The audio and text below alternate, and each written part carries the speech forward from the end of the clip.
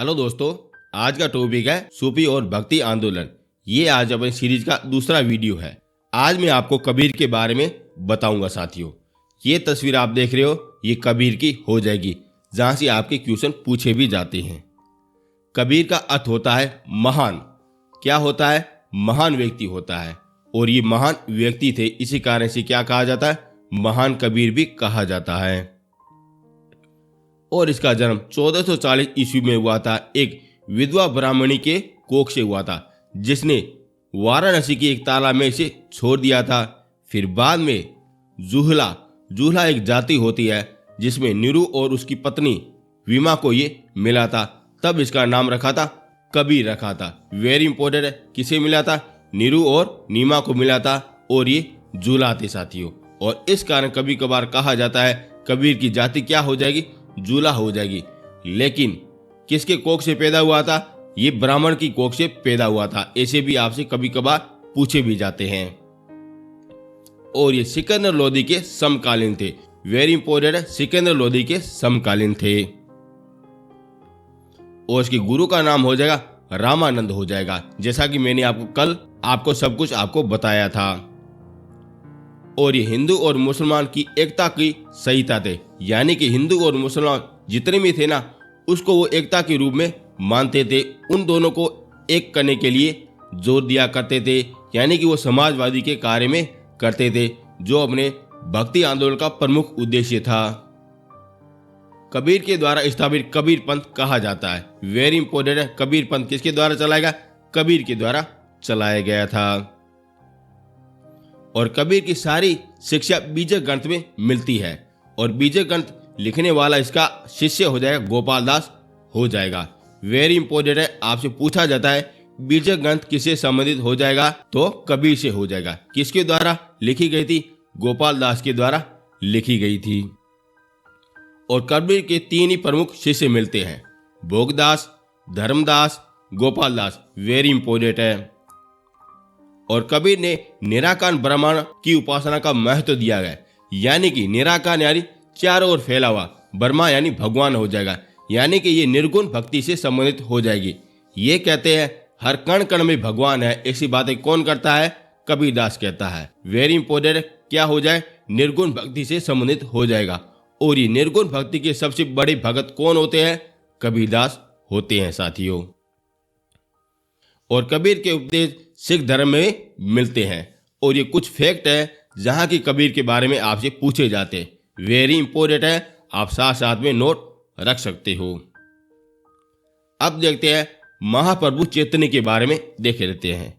और ये रही महाप्रभु चैतन्य की तस्वीर रही, और इसका वास्तविक नाम हो जाएगा विष्णु भर हो जाएगा। और चैतन्य को बंगाल में वैष्णव धर्म की स्थापना मानी जाती है। वेरी इंपॉर्टेंट है, ये वाला क्वेश्चन इसके आधार पर आपसे पूछा जाता है कि बर्मा में वैष्णव धर्म की स्थापना किसने की थी? तो महाप्रभु चैतन्य के द्वारा की गई थी। और चैतन्य ने महागौड़गिल संप्रदाय की स्थापना की थी।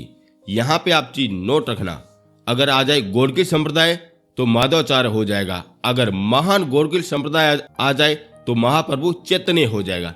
ऐसे आप शब्दों में ध्यान रखना, अगर महान आ जाए तो चैतन्य हो जाएगा, अगर सिर्फ गौड़गिल आ जाए तो माधवाचार्य हो जाएगा। वेरी इंपॉर्टेंट है, आपसे इस प्रकार से पूछे जाते हैं, जैसा कि मैंने आपको कल वाली वीडियो में बताया था। और चैतन्य को गोराण महाप्रभु के नाम से भी जाना जाता है। ये इसका उपनाम हो जाएगा। क्या हो जाएगा? गोराण महाप्रभु हो जाएगा। और इसके गुरु जी का नाम हो जाएगा ईश्वरी पुरी हो जाएगा। और इनके पिता का नाम जगन्नाथ मिश्र हो जाएगा। और इनकी माता का नाम सची देवी हो जाएगा, जहां से आपके क्वेश्चन पूछे जाते हैं। दोस्तों, मेरा कंटेंट और मेरी मेहनत आपको पसंद आ रही है ना, तो चैनल को जरूर से जरूर सब्सक्राइब कर देना, शेयर जरूर से जरूर कर देना। यदि आपको PDF चाहिए तो नीचे आपको लिंक मिल जाएगा, वहां से आप अच्छी तरह से डाउनलोड कर भी सकते हो। यदि डाउनलोड में किसी भी प्रकार की कोई प्रॉब्लम हो जाए तो ये मेरे साइड में नंबर पड़े, आप वहां से भी कॉन्टेक्ट कर सकते हो, और वहीं से भी आप अगर डाउनलोड कर भी सकते हो।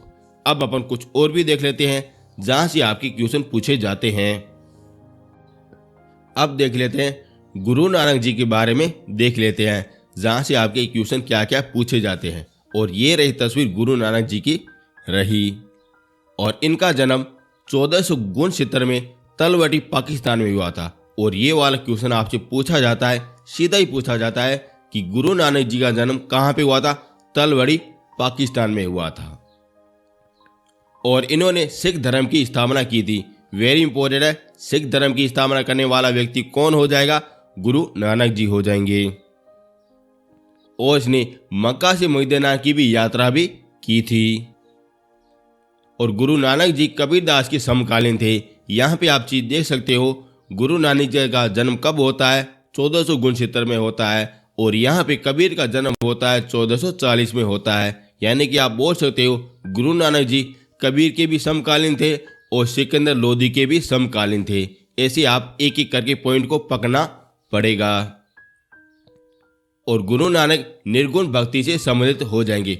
वेरी इंपॉर्टेंट, निर्गुण भक्ति के सबसे बड़े भगत कौन हो जाएंगे? तो कबीर हो जाएंगे। और गुरु नानक जी अपने निर्गुण भक्ति से संबंधित हो जाएंगे। यही कहते हैं कि मूर्ति पूजा मत करो, भगवान को हमेशा वगैरह कण कण में पूजो। ऐसी बातें कौन करता है? गुरु नानक जी कहते हैं। और ये कबीर के भांति मूर्ति पूजा, तीर्थ यात्रा, धार्मिक आडंबरों के कूट विरोधक थे।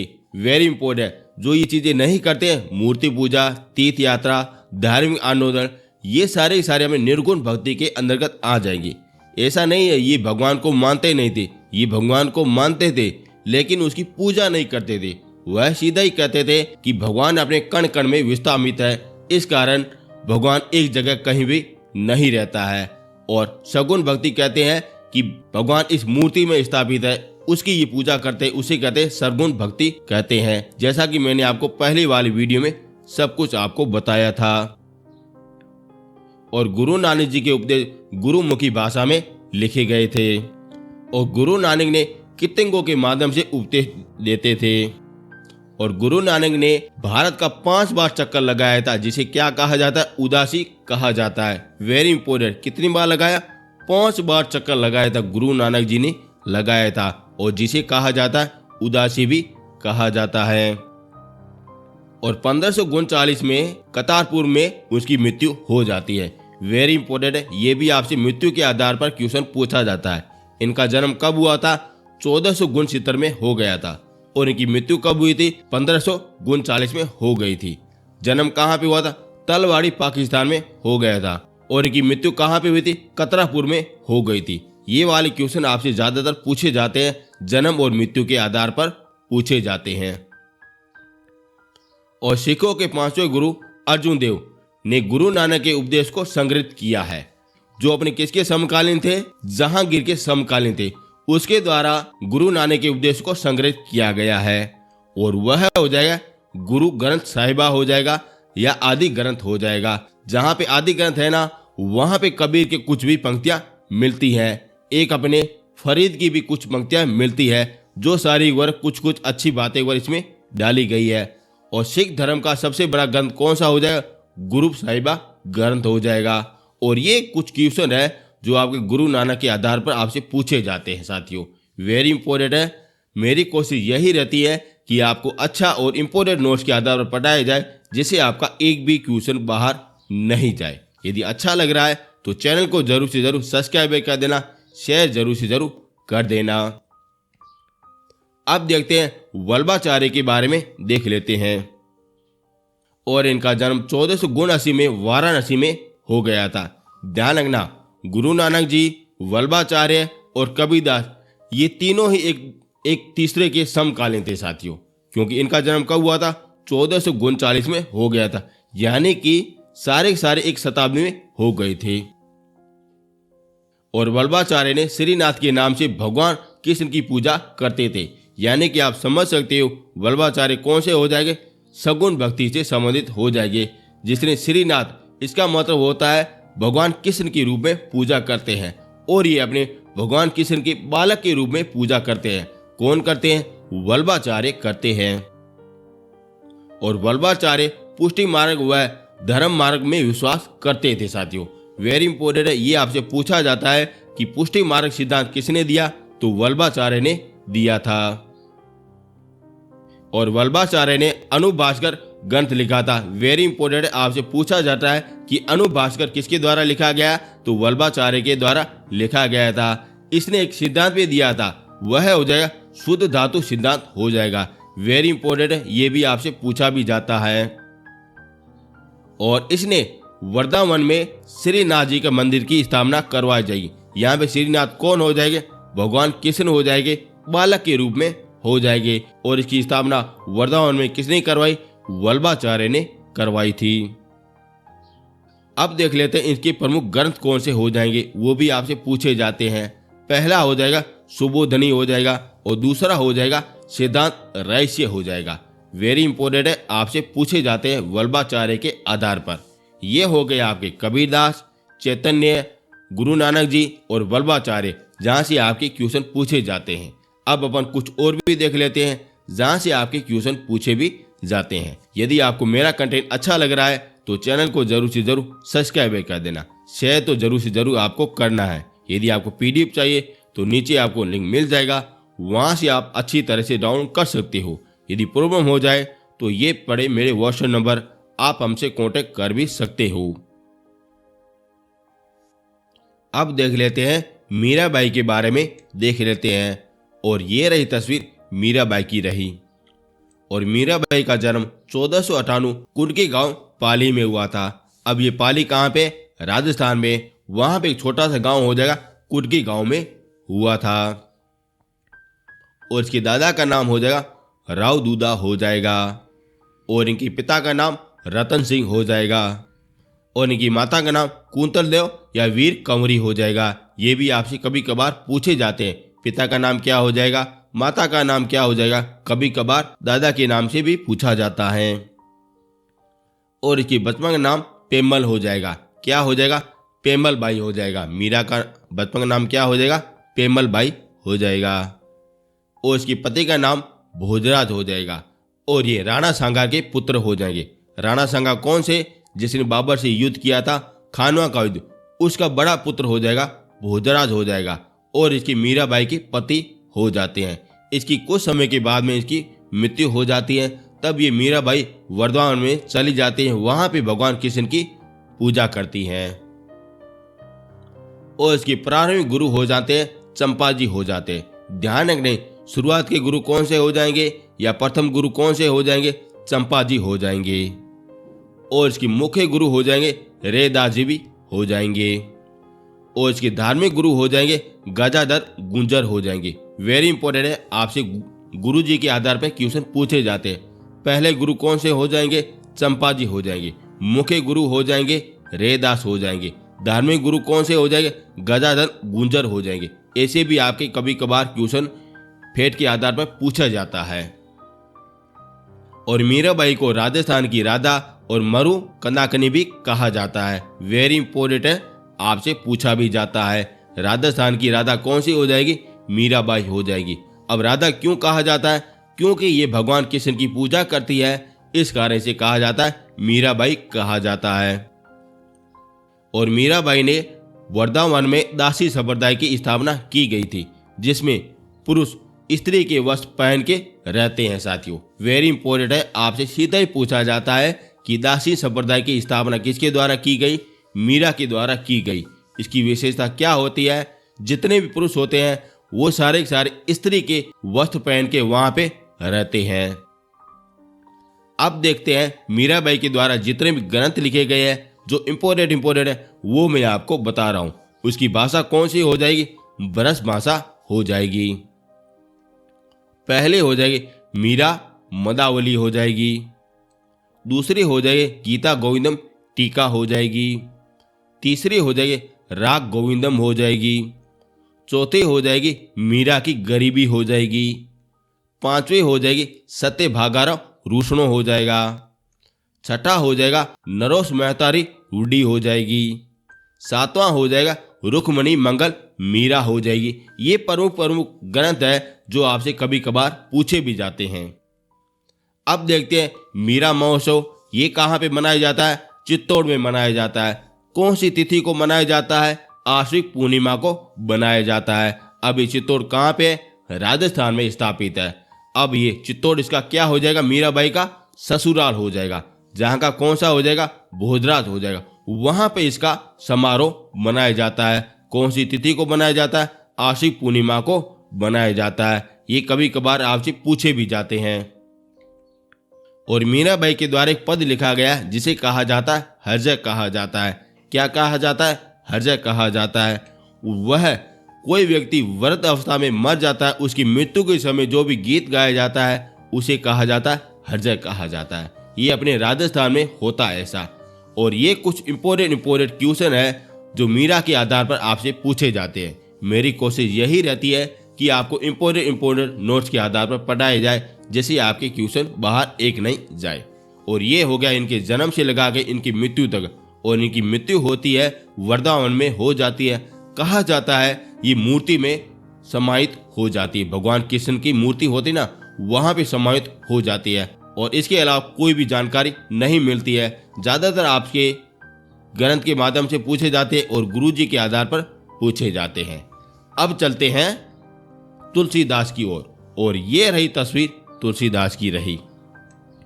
और इनका जन्म बांद्रा जिले में राजपुरी नामक ग्राम में हुआ था। आपसे सीधा ही पूछा जाता है कि तुलसीदास का जन्म कहाँ पे हुआ था, बांद्रा में हुआ था। और ये अकबर के समकालीन थे।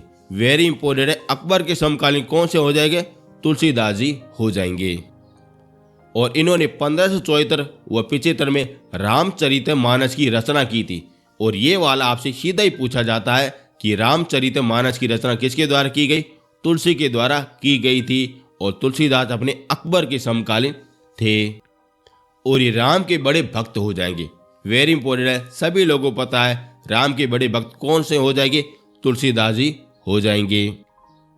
और तुलसीदास की गुरुजी हो जाएंगे नरहरि दास हो जाएगी। वेरी इंपॉर्टेंट है, आपसे सीधा ही पूछा जाता है कि तुलसीदास जी के गुरुजी कौन से हो जाएंगे या तुलसीदास किसके शिष्य थे। ऐसे आपसे क्वेश्चन पूछे जाते हैं, तब आपका आंसर क्या होना चाहिए, नरहरि दास हो जाएंगे। और इन्होंने सगुण भक्ति का प्रचार कर राम भक्ति का प्रचार किया गया था। वेरी इंपॉर्टेंट, तुलसीदास कैसे व्यक्ति हो जाएंगे, सगुण भक्ति के संबंधित हो जाएंगे। मीराबाई कैसी हो जाएगी, सगुण भक्ति से संबंधित हो जाएंगी। जो केवल मूर्ति पूजा करते हैं उसे कहा जाता है सगुण भक्ति कहा जाता है। जो मूर्ति पूजा नहीं करते हैं उसे निर्गुण भक्ति कहा जाता है। लेकिन वो भगत होते हैं, लेकिन भगत के 2 प्रकार होते हैं। ये भी आप चीज नोट रखना।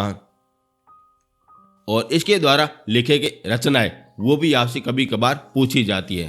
गीतावली, कवितावली, विनय पत्रिका, बेरवे रामायण, ये कुछ रचना है जो कबीरदास के द्वारा लिखी गई थी। और रामचरितमानस की भाषा हो जाएगी अवधी भाषा हो जाएगी। कभी कभार ये भी आपसे पूछा जाए कि रामचरितमानस तुलसीदास के द्वारा लिखी गई थी, लेकिन उसकी भाषा कौन सी हो जाएगी, तो अवधी भाषा हो जाएगी। अब देखते हैं संत धन्ना जी के बारे में देख लेते हैं। और ये रही तस्वीर संत धन्ना जी की रही। और इनका जन्म कोटा जिले के धुवन ग्राम में एक जाट परिवार में हुआ था। अब कोटा कहाँ पे है, ये राजस्थान में स्थापित है। वहां पे एक छोटा सा परिवार है, जाट परिवार, वहां से हुआ था। और इनकी गुरुजी का नाम हो जाएगा रामानंद हो जाएगा। कौन से हो जाएंगे, रामानंद हो जाएंगे। रामानंद के कुल 152 शिष्य थे, जिसमें 52 प्रमुख शिष्य थे, जिसमें ये धन्ना जाट भी हो जाएगा। उसे इन्होंने शिक्षा ली थी। और वहां से शिक्षा लेके इन्होंने धार्मिक प्रचार और भगवत भक्ति का प्रचार किया था। और ये निर्गुण भक्ति से संबंधित हो जाएंगे। निर्गुण भक्ति किसे कहा जाता है, जो मूर्ति पूजा नहीं करता है उसे कहा जाता है। जैसे कबीर हो जाएंगे और धन्ना जाट हो जाएंगे और गुरु गोविंद जी हो जाएंगे। ऐसे भी आपसे पूछे जाते हैं साथियों।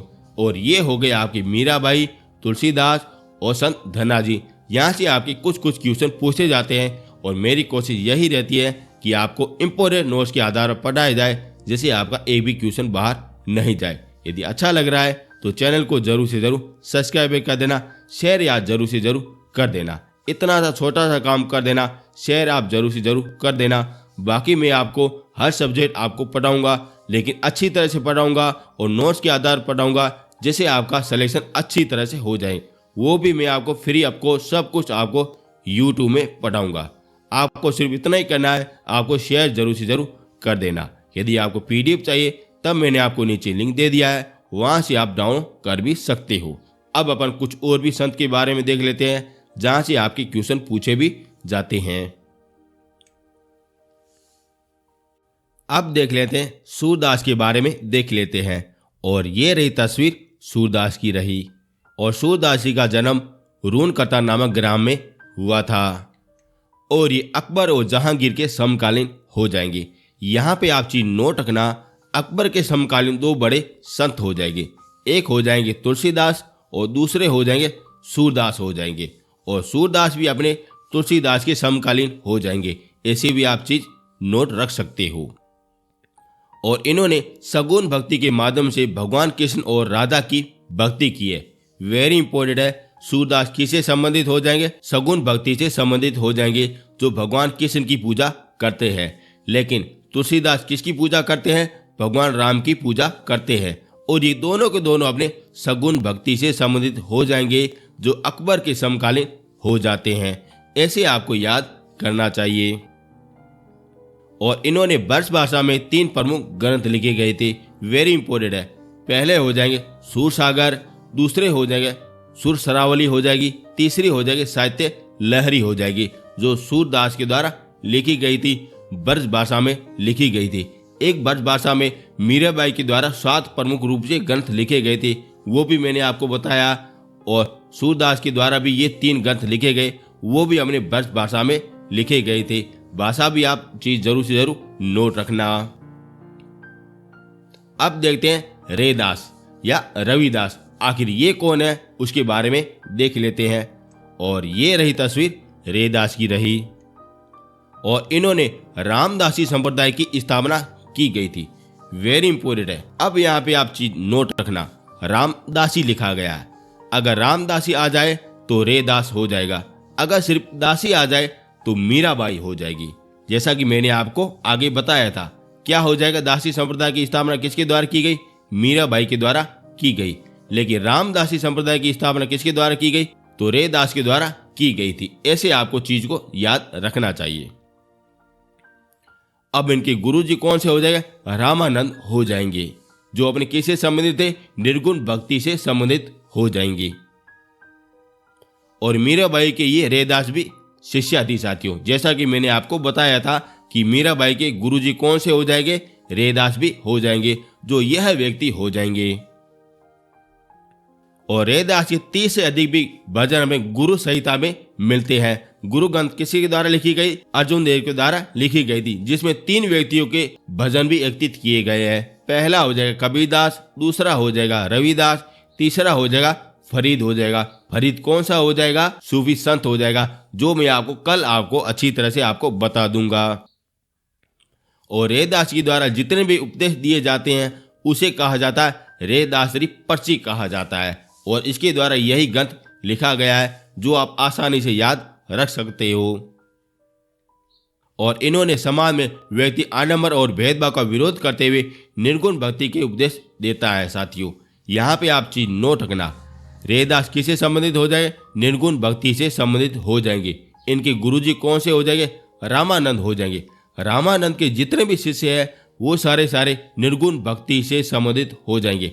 जैसा ये रहा रविदास रहा, जैसा कबीर रहा, धन्नाजार रहा, जितने भी बड़े बड़े ग्रंथ है ना, वो सारे सारे अपने रामानंद से संबंधित थे ना, वो सारे निर्गुण भक्ति से संबंधित हो जाएंगे साथियों। और ये हो गया अपने रैदास के बारे में। इतने ही आपसे क्वेश्चन पूछे जाते हैं, जो मैंने आपको सब कुछ आपको बताया है। अब अपन कुछ और भी देख लेते हैं जहां से आपके क्वेश्चन पूछे जाते हैं। अब देखते हैं दादू दयाल के बारे में देख लेते हैं। और ये रही तस्वीर दादू दयाल की रही साथियों। और इनका जन्म अहमदाबाद के एक जुलाह परिवार में हुआ था साथियों। यहाँ पे एक परिवार लिखा गया, जुलाह परिवार। और कबीर का लालन पोषण किसने किया था? जुलाह परिवार के द्वारा किया गया था। इस कारण दादू दयाल जी को कहा जाता है, राजस्थान का कबीर भी कहा जाता है साथियों। ये भी आप चीज नोट रखना। और इनका जन्म कहाँ पे हुआ था? अहमदाबाद में हुआ था। और दादू ने अपने ब्रह्म संप्रदाय और परम ब्रह्म संप्रदाय की स्थापना की गई थी। ये भी आप साथ में नोट रख सकते हो। और इसका एक कथन है, ईश्वर के सम्मुख सभी स्त्री और पुरुष भाई बहन के प्रति हो जाते हैं। यहाँ पे आप चीज एक नोट रखना, जितने भी अपने संत है ना, भेदभाव नहीं करते थे। और इस कथन से आपको पता चल रहा है कि ईश्वर के मुख में सभी स्त्री और पुरुष भाई और बहन की भांति हो जाएंगे, यानी कि दया के प्रति हो जाएंगे। और ये ऐसा कौन सा कहता है? दादू दयाल कहता है। और दादू की शिक्षाएं, अब कौन सी शिक्षा हो जाएगी जहां से आपको कथन के माध्यम से पता चल जाएगा। विनयशील बनो और अहम से मुक्त हो जाओ। विनयशील का मतलब हो जाएगा धैर्य रखो, कुछ रखो, और अहम का मतलब हो जाए अहंकार से दूर रहो। ऐसी शिक्षा कौन देता है? दादू दयाल देता है। और अकबर ने दादू दयाल को धार्मिक चर्चा के लिए फतेहपुर सीकरी में बुलाया था। और यहाँ पे फिर से आ गया, अकबर आ गया। और अकबर के समकालीन कौन से हो जाएंगे? एक दादू दयाल हो जाएंगे, तुलसीदास हो जाएंगे और सूरदास हो जाएंगे। ये सारे अकबर के समकालीन हो जाएंगे। और दादू अपने अकबर से मिलने के लिए फतेहपुर सीकरी में आया था। और ये वाला आपसे कभी कभार स्थान के माध्यम से पूछा जाता है। कहाँ पे बुलाया गया था? फतेहपुर सीकरी में बुलाया था। और दादू जी के गुरु जी का नाम हो जाएगा बुद्ध धनानंद हो जाएगा, ये भी आपसे पूछा जाता है। और दादू जी की प्रमुख पीठ रणया नारायण जयपुर में हो जाएगी। और ये जयपुर कहाँ पे? राजस्थान में स्थापित हो जाएगी, जहाँ पे इनकी प्रमुख पीठ हो जाती है। और राजस्थान में इसे क्या कहा जाता है? राजस्थान का कबीर भी कहा जाता है।